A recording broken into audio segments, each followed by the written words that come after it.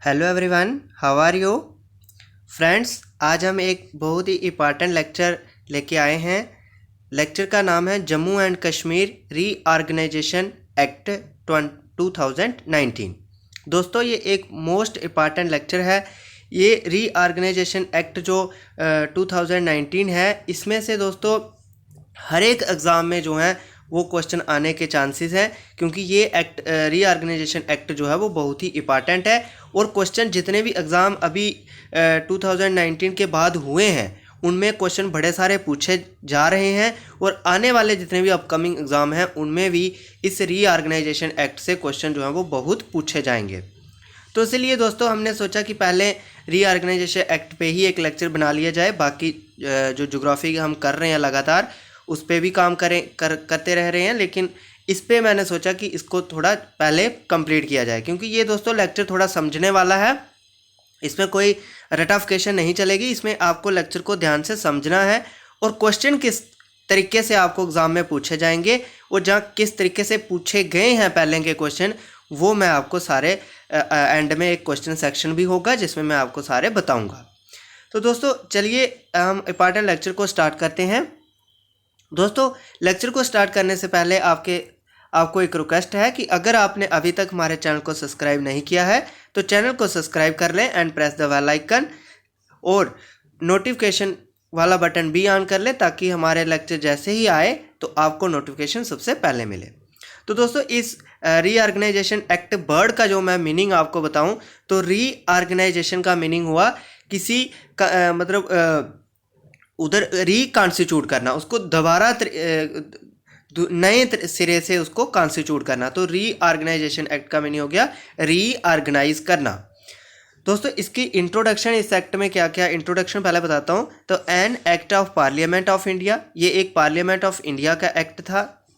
To reconstitute the state of Jammu and Kashmir into 2 union territories.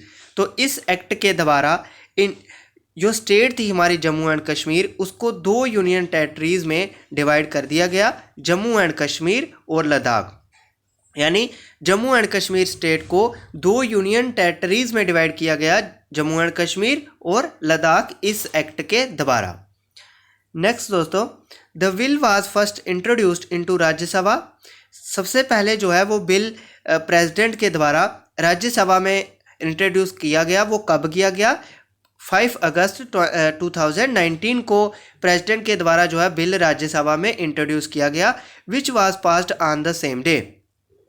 और उसी दिन ये बिल जो है वो राज्यसभा से पास हो गया। तो दोस्तों, अगर हम बात करें कि इसको राज्यसभा में इंट्रोड्यूस किसने किया था, तो इसको राज्यसभा में होम मिनिस्टर ने इंट्रोड्यूस किया था। और जो होम मिनिस्टर है हमारे, वो कौन थे? अमित शाह। तो Amit Shah home minister, honourable home minister हमारे जो हैं इंडिया के, उन्होंने राज्यसभा में इस बिल को इंट्रोड्यूस किया था। तो उसी दिन ये बिल जो है 5 अगस्त 2019 को, उसी दिन ये बिल राज्यसभा से पास भी हो गया। और दूसरे दिन लोकसभा से पास हुआ, यानी 6 अगस्त 2019 को ये बिल जो है वो लोकसभा से भी पास हो गया, बिल्कुल उसके दूसरे दिन ही। It received presidential assent on 9 August 2019। यानी इसके ऊपर जो आपको पता है कि जब तक प्रेसिडेंट के साइन ना हुए हों तब तक जो बिल होता है वो एक्ट नहीं बनता। तो जब ये लोकसभा से पास हो गया, राज्यसभा से पास हो गया, फिर 9 अगस्त 2019 को प्रेसिडेंट के इसके ऊपर साइन हो गए, और जब प्रेसिडेंट के इसके ऊपर साइन हो गए तो ये एक बन गया लॉ, ये एक एक्ट बन गया। तो दोस्तों, जैसा कि आपको मैंने बताया कि ये 9 अगस्त को जब इसके ऊपर प्रेसिडेंट के साइन हो गए तो तब से ये एक्ट बन गया था, लेकिन ये फोर्स में कब आया? ये 31 अक्टूबर 2019 को फोर्स में आया। यानी ये लागू कब किया गया? 31 अक्टूबर 2019 को ये लागू किया गया। अब दोस्तों, ये इस दिन ही लागू क्यों किया गया, ऐसा क्या था? तो दोस्तों, ये एक हमारी इंडियन हिस्ट्री के लिए जो 31 अक्टूबर का दिन है, ये इंडियन हिस्ट्री के लिए बहुत ही एक इम्पॉर्टेंट दिन है। इस दिन दोस्तों सरदार वल्लभ भाई पटेल का जन्म हुआ था, और 144th एनिवर्सरी थी। 144th एनिवर्सरी थी सरदार वल्लभ भाई पटेल की इस दिन। तो इसीलिए इस दिन को चुना गया था कि इस दिन जो है वो जम्मू एंड कश्मीर स्टेट को हम 2 यूनियन टेरिटरीज़ में डिवाइड कर देंगे और इसी दिन से ये जो रीऑर्गेनाइजेशन एक्ट जो है वो लागू हुआ था। और ये याद रखना है दोस्तों, मोस्ट इंपॉर्टेंट क्वेश्चन है कि ये लागू कब हुआ था 31 अक्टूबर 2019 को, और उस दिन सरदार वल्लभ भाई पटेल का जन्मदिन था। 144th एनिवर्सरी थी जिस दिन ये रीऑर्गेनाइजेशन एक्ट जो है वो लागू हुआ था। तो दोस्तों इतना आपको समझ आ गया। अब हम नेक्स्ट आके देखते हैं। The act contains 103 sections. इस एक्ट में 103 सेक्शंस हैं, 14 पार्ट्स हैं और 5 शेड्यूल्स हैं। The introduction of the bill was preceded by the presidential order that revoked special status of Jammu and Kashmir. दोस्तों कहता है कि इस बिल की जो इंट्रोडक्शन हुई थी वो इस तरीके से हुई थी कि ये मतलब खारिज करता था, ये जो बिल था वो खारिज करता था जम्मू एंड कश्मीर को जो स्पेशल स्टेटस मिला था पहले का, तो उसको ये बिल जो है वो खारिज करता था, जो एक प्रेसिडेंशियल ऑर्डर के द्वारा ये जम्मू एंड कश्मीर के स्पेशल स्टेटस को बिल्कुल रिवोक का मीनिंग हो गया खारिज करना, ख़त्म करता है।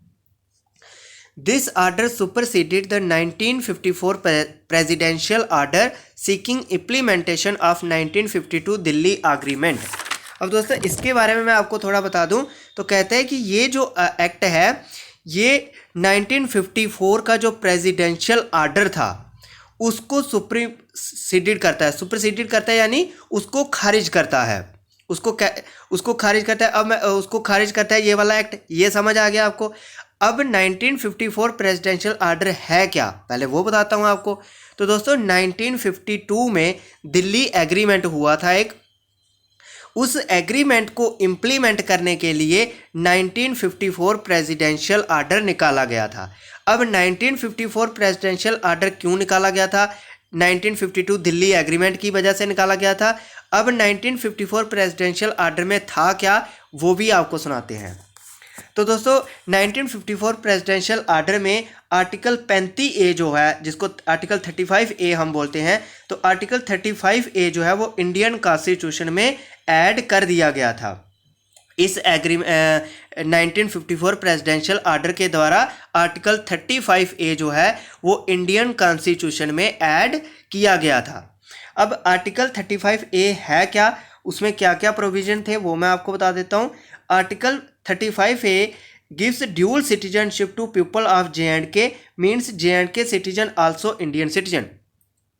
दोस्तों जो आर्टिकल 35A था वो जम्मू एंड कश्मीर के सिटीजन को ड्यूल सिटीजनशिप देता था, यानी वो जम्मू कश्मीर का भी सिटीजन है और इंडिया का भी सिटीजन है। लेकिन जो इंडिया के अनदर स्टेट्स के जो सिटीजन हैं वो जम्मू एंड कश्मीर के सिटीजन नहीं हो सकते थे, यानी जम्मू कश्मीर का सिटीजन इंडिया का भी सिटीजन, लेकिन इंडिया का सिटीजन जम्मू कश्मीर का सिटीजन जो है वो नहीं हो सकता था, वहाँ पे ज़मीन नहीं खरीद सकता था। तो ये सारे कुछ लाज थे। तो ये आर्टिकल 35A कहता था। नेक्स्ट क्या कहता था कि इसी आर्टिकल के कारण जो है जम्मू कश्मीर में स्टेट सब्जेक्ट जो है वो हमें बनाना पड़ता था। इसी आर्टिकल 35 के कारण जम्मू कश्मीर में हमें स्टेट सब्जेक्ट की ज़रूरत होती थी। तो नेक्स्ट दोस्तों इस एक्ट में सुप्रीम कोर्ट की जो जुरिस्डिक्शन थी वो J&K में लागू की गई थी। आर्टिकल 35 के द्वारा जम्मू कश्मीर में सुप्रीम कोर्ट की जुरिस्डिक्शन जो है वो लागू की गई थी। और फंडामेंटल राइट्स जो हमारे इंडियन कॉन्स्टिट्यूशन में फंडामेंटल राइट्स है वो भी जम्मू कश्मीर में लागू किए गए थे इसी एक्ट के द्वारा। और दोस्तों इसी एक्ट के द्वारा सेंटर को ये पावर मिली थी कि वो एक्सटर्नल एग्रेशन में जम्मू कश्मीर में इमरजेंसी को लागू कर सके, यानी आर्टिकल 35A के द्वारा सेंटर को ये पावर मिली थी कि वो हालात के, अगर कोई हालात बिगड़ते हैं जहाँ कोई सरकार नहीं रहती है जम्मू कश्मीर में, तो वो वहाँ पे इमरजेंसी को लागू कर सकता है, यानी एक्सटर्नल एग्रेशन में जम्मू कश्मीर में इमरजेंसी को लागू कर सके। तो दोस्तों ये कुछ इंपॉर्टेंट प्रोविज़न थे आर्टिकल 35A के। तो मैंने आपको बता दिया कि जो 1954 प्रेसिडेंशियल ऑर्डर था वो क्या था, उसमें आर्टिकल 35 जो है वो इंडियन कॉन्स्टिट्यूशन में ऐड किया गया था। अब आर्टिकल 35A के क्या इंपॉर्टेंट प्रोविज़न थे वो भी मैंने आपको बता दिया। और दिल्ली एग्रीमेंट क्या था, दिल्ली एग्रीमेंट की वजह से ही जो है 1954 प्रेसिडेंशियल ऑर्डर जो है वो लागू किया गया था। अब नेक्स्ट आगे बढ़ते हैं दोस्तों। अब इस एक्ट में रीऑर्गेनाइजेशन एक्ट 2019 में जो इंपॉर्टेंट प्रोविजंस हैं हम वन बाय वन उनको पढ़ते जाते हैं। The act bifurcates the state of Jammu and Kashmir into UT of JNK and UT of Ladakh. यानी ये जो एक्ट है वो जम्मू एंड कश्मीर स्टेट को दो यूनियन टेरिटरीज में डिवाइड करता है। एक union territory of Jammu and Kashmir, एक यूनियन टेरिटरी ऑफ लद्दाख। पहला पॉइंट आपको समझ आ गया। अब हम क्या करते हैं, पहले Jammu and Kashmir union territory के बारे में पढ़ लेते हैं और फिर हम लद्दाख यूनियन टेरिटरी के बारे में पढ़ेंगे। तो दोस्तों जो Jammu and Kashmir union territory बनाई गई वो किस शेड्यूल किस सेक्शन के अंडर बनाई गई, क्रिएटेड अंडर सेक्शन 4। तो ये क्वेश्चन आपको पूछा जा सकता है कि Jammu and Kashmir union territory किस सेक्शन में बनाई गई, सेक्शन 4 में। Comprising of all the districts of east while states except ले एंड करगिल। यानी जम्मू एंड कश्मीर जो यूटी है उसमें सारी डिस्ट्रिक्ट्स आएंगी बजाय ले और करगिल छोड़ करके। तो पहले जो जम्मू एंड कश्मीर जब स्टेट हुआ करती थी तो तब हमारे पास टोटल 22 डिस्ट्रिक्ट्स होती थी ले और करगिल को मिला करके, 10 जम्मू की, 10 कश्मीर की और 2 ले एंड लद्दाख की। और ले एंड लद्दाख की बाहर निकाल दी तो 20 जो डिस्ट्रिक्ट्स हैं वो अभी भी Jammu and Kashmir union territory में है और ये सेक्शन 4 में ऐसा लिखा गया था। नेक्स्ट है दोस्तों article 239A of constitution of India Puducherry model. दोस्तों जो आर्टिकल 239A है कॉन्स्टिट्यूशन ऑफ इंडिया का वो अप्लाई हो गया union territory of Jammu and Kashmir में इस रीऑर्गेनाइजेशन एक्ट के द्वारा जो सेक्शन 13 में लिखा गया था। अब दोस्तों ये इस एक्ट 239A जो आर्टिकल है कॉन्स्टिट्यूशन ऑफ इंडिया का, ये इसमें होता क्या है, इसमें this article gives power to creation of local legislature और काउंसिल ऑफ मिनिस्टर्स और both of certain union territories. यानी ये जो आर्टिकल है वो यूनियन टेरिटरीज में किस तरह की लेजिस्लेचर होगा, किस तरह का काउंसिल ऑफ मिनिस्टर होगा, ये सब जो है वो पावर देता है पार्लियामेंट को।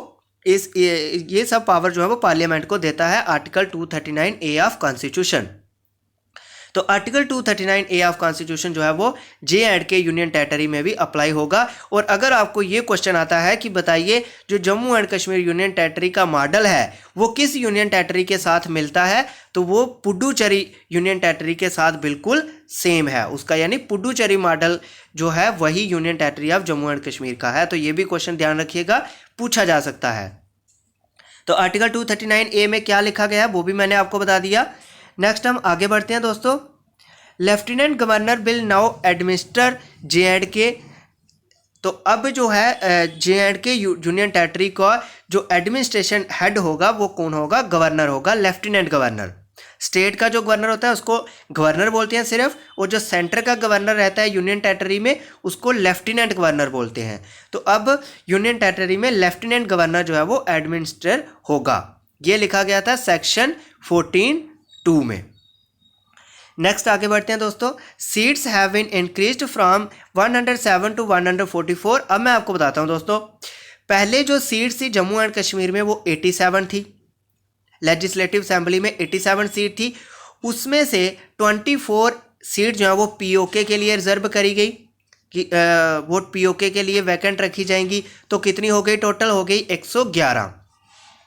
उन 111 में से 4 सीट्स जो हैं वो थी लद्दाख की, उनमें से 4 सीट जो है वो लद्दाख की थी, उन 4 को निकालो, पीछे रह गई 107। तो 107 सीट को जो है इस बिल में कहा गया, इस एक्ट में कहा गया, रीऑर्गेनाइजेशन एक्ट में, कि 107 सीट को बढ़ा करके 114 सीट जो है वो कर दिया जाएगा। तो ये सेक्शन 61 में लिखा गया था।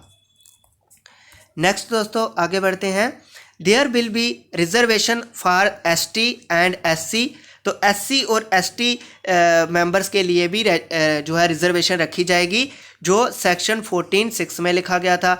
लेफ्टिनेंट गवर्नर में अगर दोस्तों लेफ्टिनेंट गवर्नर को लगता है कि वुमेन की लेजिस्लेटिव असेंबली में स्ट्रेंथ नहीं है या वुमेन जो है वो अच्छे से रिप्रेजेंट नहीं हो रही है लेजिस्लेटिव असेंबली में, तो गवर्नर जो है, लेफ्टिनेंट गवर्नर जो है वो 2 वुमेन्स को वहाँ पे नॉमिनेट कर सकता है। ये ऐसा लिखा गया है और सेक्शन 15 में लिखा गया है।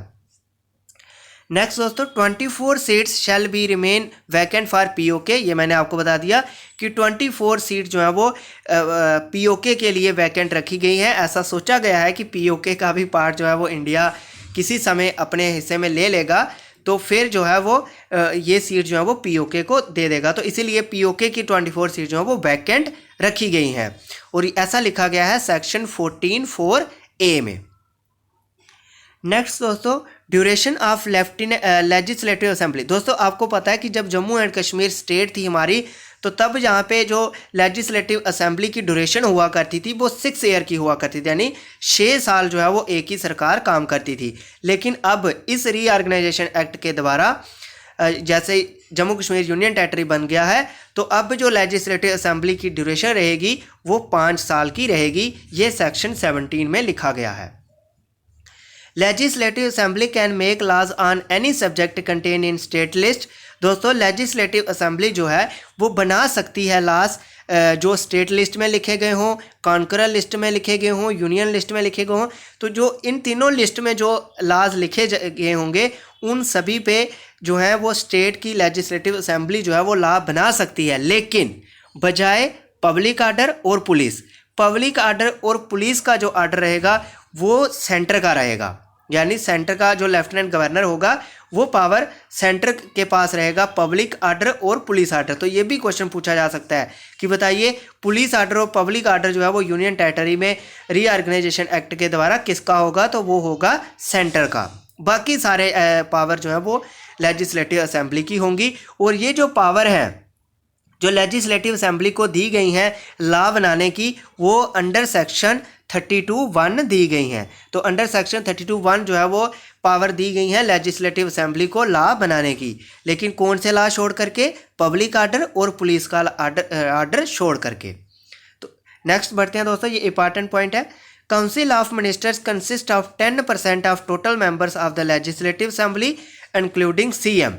यानी इसका मीनिंग ये हुआ कि जितने भी टोटल लेजिस्लेटिव मेंबर रहेंगे यूनियन टेरिटरी ऑफ J&K में, उसके 10% मेंबर ही जो हैं वो मिनिस्टर बन सकते हैं लेजिस्लेटिव असेंबली में से।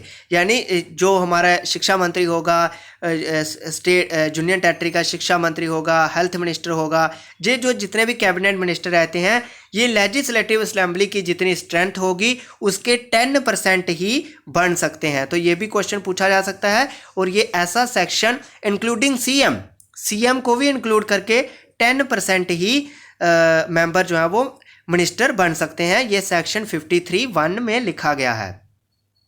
अब दोस्तों मैं एक और इंपॉर्टेंट यहाँ पे पॉइंट बता दूं, तो जो सेंट्रल पार्लियामेंट में जो रहती है काउंसिल ऑफ मिनिस्टर को, वो 15% रहती है। यानी काउंसिल ऑफ मिनिस्टर जो है वो लोकसभा मेंबर में से 15% मेंबर जो है वो मिनिस्टर बन सकते हैं, including prime minister Shri Narendra Modi. यानी हमारे जो honourable prime minister Narendra Modi को इंक्लूड करते हुए 15% जो लोकसभा के मेंबर होंगे वही जो हैं वो मिनिस्टर बन सकते हैं। तो ये भी क्वेश्चन आपको पूछा जा सकता है कि पार्लियामेंट में कितनी है। पार्लियामेंट में 15% है इंक्लूडिंग प्राइम मिनिस्टर, और यूनियन टेरिटरी ऑफ J&K में 10% है इंक्लूडिंग चीफ मिनिस्टर। नेक्स्ट आगे बढ़ते हैं। J&K will now have only 5 seats in Lok Sabha section under 10। दोस्तों पहले J&K जब स्टेट हुआ करती थी तो J&K के पास 6 लोकसभा सीट्स हुआ करती थी, जिनको हम MP बोलते हैं। तो 6 लोकसभा सीट हुआ करती थी। 1 लोकसभा सीट जो है वो लद्दाख रीजन की हुआ करती थी।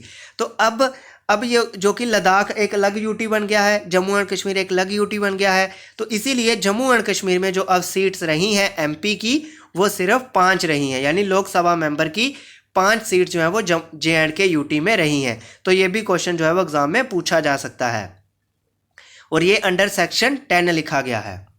नेक्स्ट दोस्तों अब हम पढ़ते हैं लद्दाख यूटी के बारे में। लद्दाख यूटी जो बनाई गई है वो अंडर सेक्शन 3 बनाई गई है, comprising of Kargil and Leh district. तो इसमें लद्दाख यूटी में करगिल और लेह डिस्ट्रिक्ट आती है हमारी, ये अंडर सेक्शन 3 लिखा गया है। Ladakh will administered by lieutenant governor. Ladakh को भी लेफ्टिनेंट गवर्नर जो है वो एडमिनिस्ट्रेट करेंगे, ये सेक्शन 58(1) में लिखा गया है। There will be no legislative assembly. दोस्तों एक और पॉइंट मैं आपको इंपॉर्टेंट बता दूं कि J&K यूनियन टेरिटरी में लेजिस्लेटिव असेंबली होगी, लेजिस्लेटिव असेंबली होगी, लेकिन काउंसिल नहीं होगी। काउंसिल का मीनिंग हो गया यानी एमएलए होंगे। जम्मू एंड, ध्यान से सुनना, यूनियन टेरिटरी में लेजिस्लेटिव असेंबली होने का मीनिंग हो गया एमएलए होंगे यानी लेजिस्लेटिव असेंबली होगी, लेकिन अपर हाउस नहीं होगा स्टेट यूनियन टेरिटरी में, यानी एमएलसी नहीं होंगे, यानी मेंबर ऑफ लेजिस्लेटिव काउंसिल नहीं होगी। यूनियन टेरिटरी में काउंसिल नहीं होगी, सिर्फ लेजिस्लेटिव असेंबली होगी, यानी एमएलसी नहीं होंगे, सिर्फ एमएलए होंगे। तो इसका मीनिंग क्या होता है, हमारे पास दो तरह की लेजिस्लेचर होता है, एक होता है यूनिकैमरल लेजिस्लेचर और दूसरा होता है बाइकैमरल लेजिस्लेचर। बाइकैमरल लेजिस्लेचर होता है जिसमें लेजिस्लेटिव काउंसिल भी होती है, यानी एमएलसी भी होते हैं और एमएलए भी होते हैं। लेजिस्लेटिव काउंसिल भी होती है और लेजिस्लेटिव असेंबली भी होती है, वो होती है बाइकैमरल लेजिस्लेचर। लेकिन अब हमारी union territory Jammu and Kashmir में सिर्फ लेजिस्लेटिव असेंबली होगी, लेजिस्लेटिव काउंसिल नहीं होगी। तो इसीलिए जो Jammu and Kashmir union territory में लेजिस्लेचर होगा वो यूनिकैमरल लेजिस्लेचर होगा। ये क्वेश्चन एग्जाम में मोस्ट इंपॉर्टेंट क्वेश्चन बनता है कि बताइए Jammu and Kashmir union territory में किस टाइप का लेजिस्लेचर है, यूनिकैमरल लेजिस्लेचर है या बाइकैमरल लेजिस्लेचर है। तो मैंने आपको समझा दिया कि यूनिकैमरल लेजिस्लेचर क्या होता है, बाइकैमरल लेजिस्लेचर क्या होता है। तो हमारी यूनियन टेरिटरी में सिर्फ लेजिस्लेटिव असेंबली होगी, तो हमारा जो लेजिस्लेटिव है वो है यूनिकैमरल लेजिस्लेचर। ये पॉइंट नोट डाउन कर लेना, मोस्ट इंपॉर्टेंट पॉइंट है दोस्तों। अब हम आगे बढ़ते हैं। तो लद्दाख में कोई भी लेजिस्लेचर नहीं होगा, क्योंकि लद्दाख में सिर्फ लेजिस्लेटिव असेंबली होगी ही नहीं, वहाँ पे सिर्फ गवर्नर जो है वो एडमिनिस्टर करेंगे। नेक्स्ट दोस्तों, लद्दाख विल हैव 1 सीट इन लोकसभा, और लद्दाख की जो है वो 1 सीट होगी लोकसभा में, यानी लद्दाख का एक एमपी जो है वो होगा लोकसभा में, जो सेक्शन 10 में लिखा गया है। दोस्तों हर एक पॉइंट को ध्यान से समझिए, मैं कोशिश कर रहा हूं कि हर एक पॉइंट को जो है वो आपको क्लियर करवाऊं, क्योंकि ये एक्ट दोस्तों मोस्ट इंपॉर्टेंट है और बहुत समझने वाला है, इसीलिए मैंने हर एक पॉइंट की जो है वो आपके लिए एक्सप्लेनेशन लाई है। नेक्स्ट हम दोस्तों हमने प्रोविजन सारी पढ़ ली, अब हम कुछ इंपॉर्टेंट पॉइंट्स पढ़ेंगे जो इस एक्ट में लिखे गए हैं। There will be no legislative council for J&K, there no MLC। वो मैंने आपको समझा दिया कि legislative council J&K union territory में नहीं होगी, यानी MLC नहीं होंगे, और यूनिकैमरल लेजिस्लेचर जो है वो union territory of Jammu and Kashmir में होगा, यानी सिर्फ लेजिस्लेटिव असेंबली होगी। Next point, chief minister of J&K has to apprise lieutenant governor of all cabinet decision, यानी चीफ मिनिस्टर के कैबिनेट मिनिस्टर के साथ चीफ मिनिस्टर ने जितने भी डिसीजन लेने होंगे वो सारे डिसीजन की सलाह जो है वो लेफ्टिनेंट गवर्नर से लेनी पड़ेगी। तो वो लेफ्टिनेंट गवर्नर से सलाह लेते हुए ही सारे डिसीजन जो है वो चीफ मिनिस्टर ले सकता है। नेक्स्ट दोस्तों, 5th शेड्यूल सेज दैट, जो 5th शेड्यूल है वो क्या कहता है इस रीऑर्गेनाइजेशन एक्ट का, वो कहता है कि 106 central laws will now apply to J&K and Ladakh. दोस्तों जो 106 सेंट्रल गवर्नमेंट के लॉज थे हमारे, वो अप्लाई होंगे अब union territory of Jammu and Kashmir में भी और लद्दाख में भी। ये लॉज कौन कौन से हैं, जो इनमें से इंपॉर्टेंट लॉज हैं वो मैंने आपके लिए लिस्टेड करे हैं, वो मैं आपको नीचे नेक्स्ट आगे आपको बताता हूँ कि कौन कौन से लॉज हैं। 153 स्टेट लॉज जो हैं वो रिपील्ड किए जाएंगे, यानी 153 लॉज जो स्टेट के हैं उनको ख़त्म कर दिया जाएगा। और नेक्स्ट दोस्तों 166 जो स्टेट के लॉज हैं वो कंटिन्यू रहेंगे। 166 स्टेट के लॉज जो हैं वो रिमेन इन फोर्स का मीनिंग हो गया वो कंटिन्यू रहेंगे, उनको कुछ नहीं किया जाएगा, लेकिन 153 स्टेट्स के लॉज जो हैं वो ख़त्म कर दिए गए हैं। नेक्स्ट दोस्तों 2005 Hindu succession act amendment, 2005 Hindu succession act amendments which gave women equal rights of inheritance as man will now be applicable to the union territory. अब मैं आपको दोस्तों इसके बारे में समझाता हूँ। ये जो 2005 हिंदू सक्सेशन एक्ट अमेंडमेंट है, ये दोस्तों जब हमारी जम्मू एंड कश्मीर स्टेट थी तो इसमें वुमेन को जो है वो बराबर का हक नहीं था, यानी जितना जैसे एक मैन का हक होता है अपनी जायदाद पे, वो वुमेन का नहीं था। क्योंकि अगर वुमेन जो है, इस आर्टिकल 35A में शायद ऐसा लिखा गया था कि अगर वुमेन जो है वो जम्मू एंड कश्मीर की women out of Jammu and Kashmir state शादी करती हैं तो उनका ज़मीन पे, उनका जायदाद पे जम्मू एंड कश्मीर में कोई जो है वो अधिकार नहीं था। तो लेकिन अब जो 2005 हिंदू सक्सेशन एक्ट अमेंडमेंट जो है सेंटर का, वो Jammu and Kashmir union territory में लागू हो गया है। तो इस एक्ट के द्वारा Jammu and Kashmir union territory में और लद्दाख में जितना अधिकार, जितना हक जो है वो मैन का है, उतना बराबर का अधिकार जो है वो वुमेन का भी है। तो इस एक्ट का ये मीनिंग हुआ कि वुमेन का भी मैन के अकॉर्डिंग जितना मैन का अधिकार है उतना ही वुमेन का अधिकार जो है वो जम्मू एंड कश्मीर में अब होगा। नेक्स्ट आगे चलते हैं दोस्तों। The restriction on transfer of property under section 139 of the Jammu and Kashmir transfer of property act is not applicable any more. दोस्तों, जो restriction of transfer of property under section 139 of Jammu and Kashmir, जो जम्मू एंड कश्मीर गवर्नमेंट का एक act था, जिसमें ये लिखा गया था कि जम्मू एंड कश्मीर स्टेट को छोड़ करके अगर कोई इंडिया की बाकी स्टेट का आदमी जम्मू एंड कश्मीर में अगर अपनी ज़मीन खरीदना चाहता है तो वो नहीं खरीद सकता था। यानी इंडिया की किसी भी स्टेट का जम्मू एंड कश्मीर को छोड़ करके जम्मू एंड कश्मीर में जगह जो है, ज़मीन जो है वो नहीं खरीद सकता था, कोई भी प्रॉपर्टी जो है वो नहीं खरीद सकता था। लेकिन अब जो इस एक्ट को लागू बंद कर दिया गया है, अब ये एक्ट नहीं रहा है। तो अब रीऑर्गेनाइजेशन एक्ट लागू होने के बाद जम्मू एंड कश्मीर स्टेट में इंडिया की किसी भी स्टेट का पर्सन जो है वो जम्मू एंड कश्मीर स्टेट में ज़मीन खरीद सकता है। तो ये समझ आ गया आपको कि प्रॉपर्टी एक्ट क्या था, कि जम्मू एंड कश्मीर स्टेट में अब कोई भी नागरिक जो इंडिया का नागरिक हो वो जम्मू एंड कश्मीर स्टेट में यूनियन टेरिटरी में ज़मीन खरीद सकता है, पहले नहीं खरीद सकता था। नेक्स्ट दोस्तों, central RTI act. Central RTI act right to information act 2005 will now be applicable to the union territory instead of the Jammu and Kashmir RTI right to information act. दोस्तों, जम्मू एंड कश्मीर स्टेट का जो आरटीआई एक्ट था 2009 का, उसके बजाय अब central government का जो आरटीआई एक्ट है 2005 का, वो हमारी union territory of Jammu and Kashmir में लागू हो गया है। यानी 2005 वाला जो सेंटर का आरटीआई एक्ट है वो लागू हो गया है हमारी स्टेट वाला आरटीआई एक्ट के बजाय। तो नेक्स्ट आगे बढ़ते हैं दोस्तों। Anti corruption bureau will be created under direct control of lieutenant governor. दोस्तों, जो एंटी करप्शन ब्यूरो होता है, तो जब स्टेट थी तो वो स्टेट के पास था, लेकिन अब यूनियन टेरिटरी बनने के बाद अब जो एंटी करप्शन ब्यूरो होगा वो डायरेक्टली कंट्रोल होगा, लेजिस्लेटिव असेंबली के नहीं होगा, चीफ मिनिस्टर के कंट्रोल में नहीं होगा, वो डायरेक्ट कंट्रोल होगा, लेफ्टिनेंट गवर्नर के कंट्रोल में रहेगा। एंटी करप्शन ब्यूरो जो है वो डायरेक्ट टू डायरेक्ट कंट्रोल रहेगा लेफ्टिनेंट गवर्नर के। High court of Jammu and Kashmir जो है वो high court of Jammu and Kashmir जो है वो एक्ट करेगा बोथ यूनियन टेरिटरी के लिए। यानी जम्मू एंड कश्मीर का भी, यूनियन टेरिटरी का भी हाई कोर्ट यही रहेगा, और लद्दाख यूनियन टेरिटरी का हाई कोर्ट भी Jammu and Kashmir high court ही रहेगा। ऐसा सेक्शन 75(1)(a) में लिखा गया है।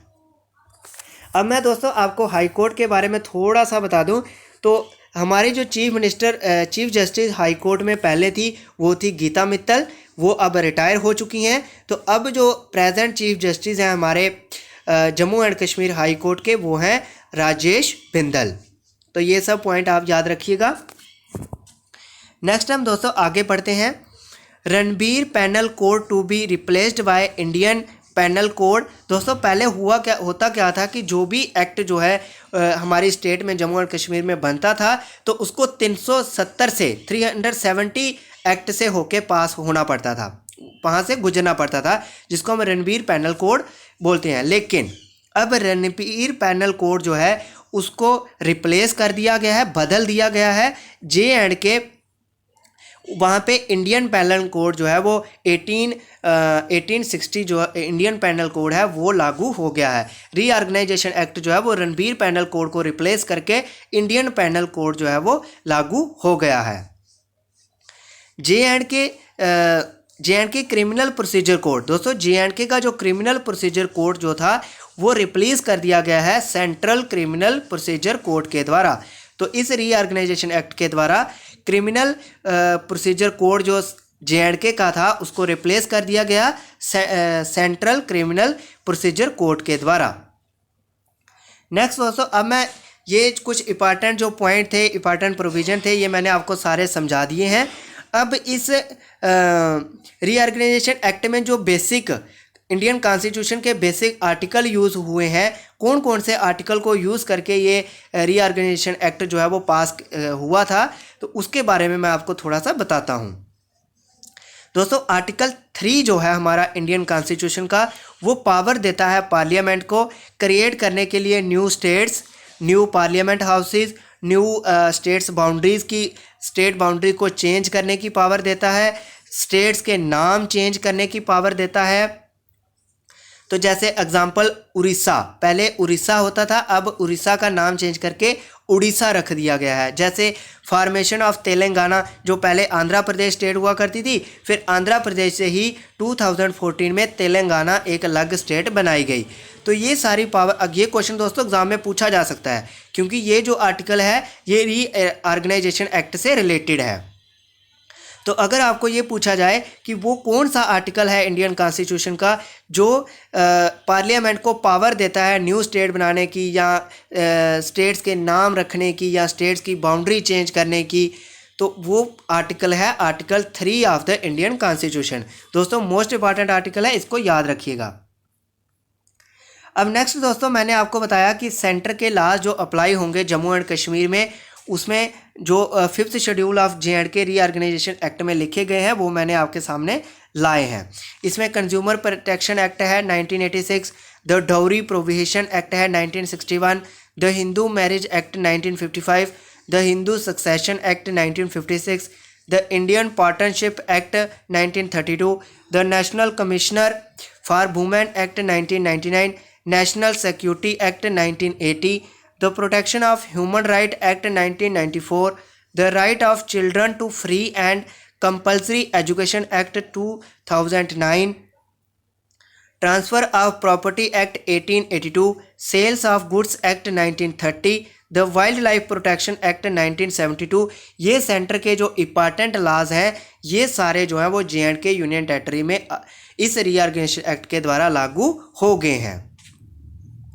नेक्स्ट आगे बढ़ते हैं दोस्तों। अब जो act Jammu and Kashmir union territory state के थे, जिनको अब ख़त्म कर दिया गया है, वो भी आपको मैं बता देता हूँ। तो इसमें जो इंपॉर्टेंट एक्ट हैं, Jammu and Kashmir accountability commissioner act 2002, code of civil procedure संवाद 1979, कोड ऑफ क्रिमिनल प्रोसीजर संवाद 1989, the Jammu and Kashmir consumer protection act 1987, the Jammu and Kashmir Hindu marriage act 1980, the Jammu and Kashmir Hindu succession act 1956, the Jammu and Kashmir partnership act संवाद 1996, the Jammu and Kashmir right to information act 2009, the Jammu and Kashmir sales of goods act संवाद 1996, the Jammu and Kashmir wild life protection act 1978। इन सभी act को अब जो है वो ख़त्म कर दिया गया है। नेक्स्ट हम आगे बढ़ते हैं दोस्तों कि कौन से लॉज जो हैं वो स्टेट के थे पहले, वो अभी भी जब यूनियन टेरिटरी बन गई है तो अभी भी फोर्स में रहेंगे, यानी लागू रहेंगे। वो कौन कौन से एक्ट हैं वो भी मैं आपको बता दूं। Table 4 5th schedule of JNK reorganisation act 2019 में जो फोर्स में रहेंगे एक्ट, वो वाले मैं आपको बता देता हूँ। The Jammu and Kashmir state commissioner for backward classes act 1997, the Jammu and Kashmir public safety act 1978, the Jammu and Kashmir board of school education act 1975, the Jammu and Kashmir state board of technical education act 2002, the Jammu and Kashmir development act 1970, the Jammu and Kashmir state finance commission act 2006, the Jammu and Kashmir state forest corporation act 1978, the Jammu and Kashmir state forest protection force act 2001, the Jammu and Kashmir goods and service tax act 2017, the Jammu and Kashmir land revenue act संवाद 1996, the Jammu and Kashmir Panchayati Raj act 1989, the Jammu and Kashmir tenancy act संवाद 1980। ये सारे कुछ important acts हैं जो remain in force रहेंगे। तो ये दोस्तों इंपॉर्टेंट एक्ट के बारे में मैंने आपको बता दिया। अब थोड़ा आपको मैं ब्रीफली बताऊं अगर कि आर्टिकल 3 ऑफ इंडियन कॉन्स्टिट्यूशन है क्या, तो वो मैं आपको बता देता हूं। दोस्तों इस कॉन्स्टिट्यूशन में जैसे मैंने आपको बताया कि स्टेट में किसी स्टेट को डिवाइड करके यूनियन टेरिटरी बनानी हो तो वो भी ये पावर जो है, ये आर्टिकल जो है वो पार्लियामेंट को पावर देता है। तो इसमें 2 स्टेट्स को या किसी एक स्टेट को 2 स्टेट को एक स्टेट बनाना, या एक स्टेट से 2 स्टेट बनाना, ये सारी पावर जो है वो पार्लियामेंट को देता है। किसी स्टेट का एरिया डिक्रीज़ करना हो, किसी स्टेट का एरिया इंक्रीज़ करना हो, उसकी बाउंड्री चेंज करनी हो, या किसी स्टेट का नेम चेंज करना हो, ये सारी पावर जो है वो ये वाला आर्टिकल पार्लियामेंट को देता है। प्रोवाइडेड ये कोई भी बिल जो है वो प्रेसिडेंट जो है वो पार्लियामेंट में इंट्रोड्यूस करेगा और फिर पार्लियामेंट में सिंपल मेजॉरिटी के साथ बिल जो है वो पास हो जाएगा, और बिल जब बनेगा वो स्टेट को दिया जाएगा। पहले बिल जिस स्टेट के लिए बनाया जाएगा वो बिल स्टेट को भेजा जाएगा, फिर स्टेट को बोला जाएगा कि आप इस बिल पे व्यू रखिए, तो कुछ टाइम पीरियड दिया जाएगा। अगर वो उस टाइम पीरियड में स्टेट जो है वो वापस नहीं करती है बिल, तो फिर प्रेसिडेंट जो है वो टाइम पीरियड बढ़ा भी सकता है। और इस तरह से स्टेट फिर जो है वो स्टेट की दोस्तों चाहे स्टेट हाँ में जवाब दे चाहे ना में जवाब दे, इसके लिए प्रेसिडेंट पे कोई इसकी बाइंडिंग नहीं रहेगी। प्रेसिडेंट जो है इसमें फुल पावर जो है वो प्रेसिडेंट को दी गई है, तो प्रेसिडेंट जो है वो जो अगर चाहेगा तो वो पास करवा सकता है। तो फिर जो है बिल स्टेट के बाद ये पार्लियामेंट में भेजा जाएगा, पार्लियामेंट में मेजर मेजॉरिटी के साथ, सिंपल मेजॉरिटी के साथ ये जब पास हो जाएगा दोनों हाउसेज से, तो फिर ये जो है वो एक्ट बन जाता है। अब दोस्तों कुछ इंपॉर्टेंट पॉइंट्स हैं कि ये कैसे वर्क करता है। First of all the president refers the bill to the concern legislative which is in power that time. दोस्तों सबसे पहले जो प्रेसिडेंट है वो इस बिल को रेफ़र करेगा स्टेट लेजिस्लेटिव में। अब मैं आपको थोड़ी सी इंटरेस्टिंग स्टोरी आपको बताता हूँ। दोस्तों हुआ क्या था कि जब ये बिल जो है प्रेसिडेंट ने क्योंकि कॉन्स्टिट्यूशन में से ऐसा लिखा गया है कि ये बिल जो है वो प्रेसिडेंट स्टेट की असेंबली को भेजेगा, लेकिन जब ये बिल बना, जब ये रीऑर्गेनाइजेशन एक्ट बना, तब दोस्तों हमारी जे.एंड.के स्टेट में कोई लेजिस्लेटिव असेंबली थी ही नहीं, क्योंकि आपको पता है कि पीडीपी और बीजेपी ने सरकार मिलके बनाई हुई थी, तो फिर सरकार टूट गई थी। सरकार टूटने के बाद हमारी जम्मू एंड कश्मीर में जो है वो कोई सरकार नहीं थी। तो फिर जब सरकार नहीं होती है तो आपको पता है डायरेक्ट टू डायरेक्ट जो है वो प्रेसिडेंट रूल रहता है। तो आगे ही हमारी जम्मू एंड कश्मीर स्टेट में प्रेसिडेंट रूल था, तो प्रेसिडेंट ने ये जो एक्ट जो है वो स्टेट को भेजना तो था, लेकिन भेजना कहाँ था, स्टेट में तो वही नहीं थी, स्टेट में लेजिस्लेटिव असेंबली ही नहीं थी। तो इसीलिए इस एक्ट को पास करने में कोई ज़्यादा टाइम नहीं लगा, क्योंकि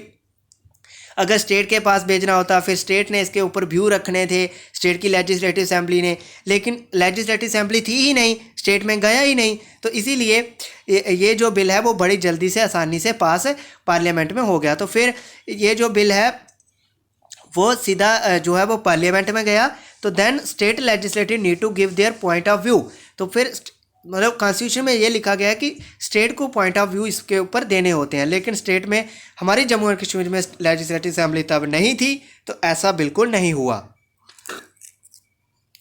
view of legislative not a binding upon the president. मैंने आपको बताया कि लेजिस्लेटिव असेंबली के चाहे हाँ में आंसर हो चाहे ना में हो, इसका कोई इस पे ऊपर इम्प्रेशन नहीं पड़ता है, क्योंकि इसके ऊपर इस लॉ को बनाने के लिए आर्टिकल 3 जो है वो प्रेसिडेंट को फुल पावर देता है। तो इसीलिए then the president refer the bill to the parliament, simple majority is required in both the Lok Sabha. और फिर जो है बिल जो है स्टेट के बाद जो प्रेसिडेंट है वो पार्लियामेंट में भेजेगा, तो पार्लियामेंट में सिंपल मेजॉरिटी के साथ ये बिल जो है वो पास हो गया था। तो दोस्तों ये मैंने आपको बता दिया कि लेजिस्लेटिव असेंबली हमारी स्टेट में ना होने के कारण, क्योंकि स्टेट टूट गई थी, तो इसी कारण ये बिल जो है वो आसानी से प्रेसिडेंट ने ही पास कर दिया था, क्योंकि जे.एंड.के में तब प्रेसिडेंट रूल था। Whenever the bill is passed, दोस्तों एक और इम्पॉर्टेंट पॉइंट है कि जब कभी ये जो बिल पास होता है तो हमारा जो शेड्यूल 1 और 4 है उसमें अल्टीमेटली ऑटोमेटिकली अमेंडमेंट हो जाती है। तो ऑटोमेटिकली अमेंडमेंट होने का मीनिंग है कि शेड्यूल 1 जो है उसमें हमारी कंट्री में कितनी स्टेट्स हैं और कितनी यूनियन टेरिटरीज़ हैं वो लिखी रहती हैं, उनके नाम्स वगैरह लिखे रहते हैं। तो अब यूनियन टेरिटरी जैसे ही कोई चेंज होगी तो फिर अमेंडमेंट अपने आप हो जाएगी शेड्यूल 1 में।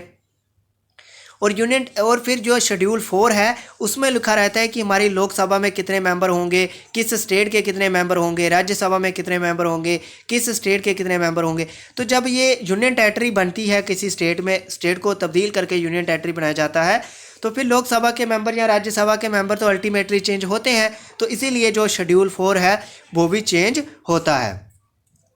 तो दोस्तों मैंने जो इंपॉर्टेंट रीऑर्गेनाइजेशन एक्ट के जो इंपॉर्टेंट प्रोविज़न थे अंडर सेक्शन किसके सेक्शन में आते हैं वो भी मैंने आपको बता दिए, जो इंपॉर्टेंट पॉइंट थे वो भी मैंने आपको बता दिए।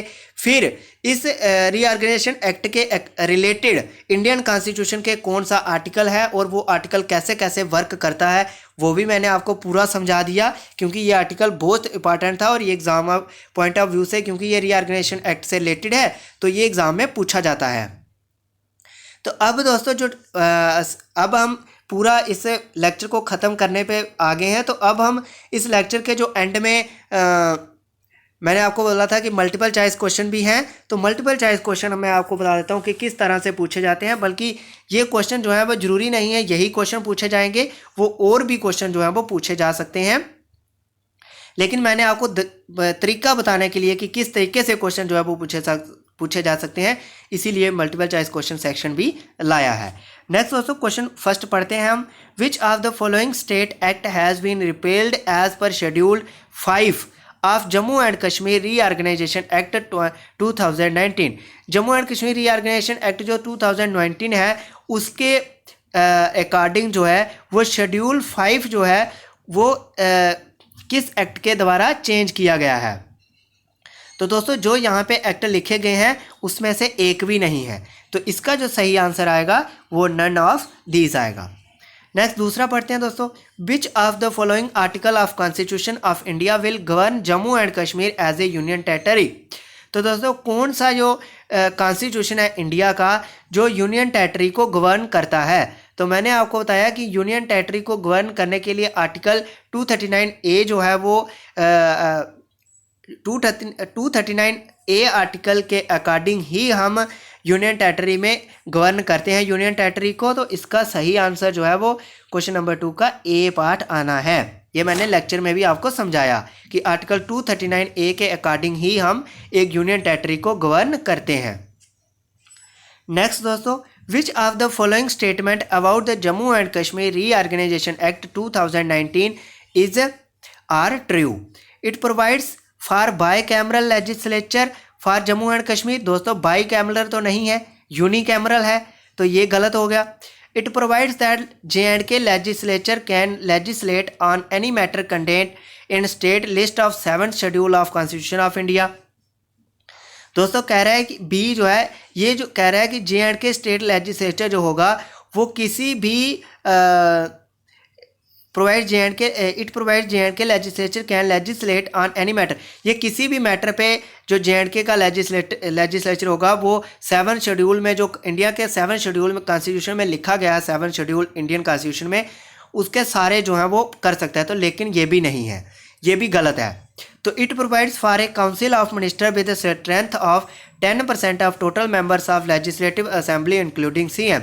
तो ये वाला जो प्रोविज़न है ये इंडियन कॉन्स्टिट्यूशन में ये जो रीऑर्गेनाइजेशन एक्ट जो 2019 है इसमें लिखा गया है। कौन सा? सी वाला, कि इसमें 10% मेंबर ही जो हैं वो मिनिस्टर बन सकते हैं इंक्लूडिंग CM।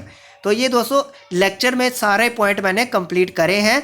यही क्वेश्चन जो है वो एग्ज़ाम में पूछे जा सकते हैं, थोड़े क्वेश्चन चेंज करके पूछे जा सकते हैं। तो आपको लेक्चर को अच्छे से कंप्लीटली वे से पूरा अच्छे से तैयार कर लेना है ताकि क्वेश्चन जो मर्जी पूछा जाए आपको आ जाए। तो दोस्तों मैंने इस लेक्चर को इतना टाइम लगाया है बनाने के लिए कि हर एक पॉइंट को मैंने आपको एक्सप्लेन किया है, किसी भी पॉइंट को मैंने छोड़ा नहीं है जो इंपॉर्टेंट पॉइंट है।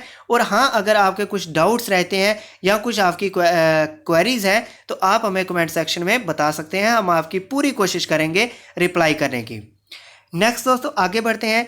विच section of Jammu and Kashmir transfer of property act has been omitted in Jammu and Kashmir reorganisation act 2019। तो कहता है कि कौन सा सेक्शन जो है वो Jammu and Kashmir transfer property act को ओमिट करता है Jammu and Kashmir reorganisation act 2019 से। तो इसका जो क्वेश्चन नंबर 4 का सही आंसर है वो बी पार्ट है, यानी सेक्शन 139। सेक्शन 139 के द्वारा जो है वो जो जम्मू एंड कश्मीर स्टेट का एक्ट था उसको ओमिट करके Jammu and Kashmir reorganisation act 2019 जो है वो लागू होता है। ये सेक्शन 139 के अंडर आता है। How many seats does Jammu and Kashmir UT has इन लोकसभा। ये तो आप सभी को आना चाहिए कि Jammu and Kashmir union territory में अब लोकसभा के लिए कितनी सीट्स रहेंगी।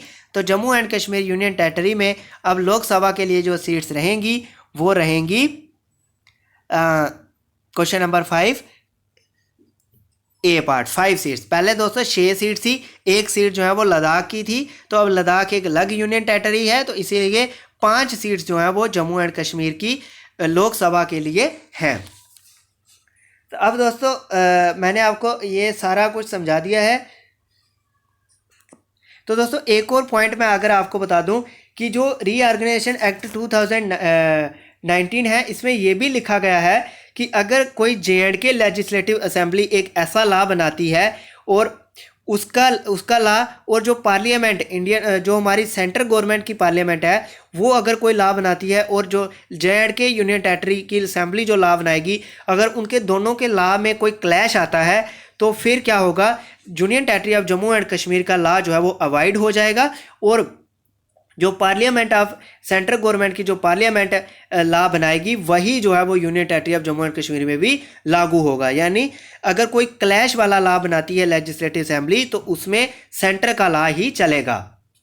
तो ये भी दोस्तों इस रीऑर्गेनाइजेशन एक्ट में लिखा गया है। बाकी सब दोस्तों जितने भी इंपॉर्टेंट पॉइंट्स थे मैंने वो सारे एक्सप्लेन कर दिए गए हैं। नेक्स्ट दोस्तों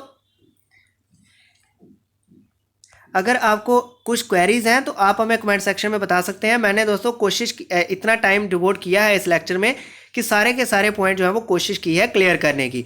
तो दोस्तों अगर आपको लेक्चर अच्छा लगा है, समझ आया है, तो अगर कम समझ आया है तो टाइम निकाल के लेक्चर को दोबारा सुने। मुझे पता है कि ये लेक्चर बड़ा समझने वाला है, थोड़ा मुश्किल भी है, इसीलिए मैंने हर एक पॉइंट को एक्सप्लेन भी किया है। आप टाइम निकाल के लेक्चर को दोबारा सुने। तो दोस्तों अगर आपने अभी तक हमारे चैनल को सब्सक्राइब नहीं किया है तो चैनल को सब्सक्राइब जरूर कर लें, क्योंकि हम इस तरह की जितनी भी इंपॉर्टेंट लेक्चर हैं, जैसे ज्योग्राफी के लेक्चर तो हम लगातार जो है वो जम्मू एंड कश्मीर ज्योग्राफी के लेक्चर तो अपलोड कर ही रहे हैं, और भी जितने भी इंपॉर्टेंट जो होते हैं लेक्चर्स वो हम आपके लिए अपलोड करते रहेंगे। और जितने भी GS का हमारा पार्ट रहेगा सारा का सारा आपको प्रोवाइड कराया जाएगा और प्रैक्टिस भी कराई जाएगी। तो दोस्तों चैनल को सब्सक्राइब कर लें and press the bell icon and ताकि आपको सबसे पहले हमारी जो है वो नोटिफिकेशन मिल सके। तो दोस्तों मिलते हैं आपके साथ एक नए लेक्चर के साथ, तब तक के लिए आप जुड़े रहिए हमारे चैनल के साथ। नमस्कार।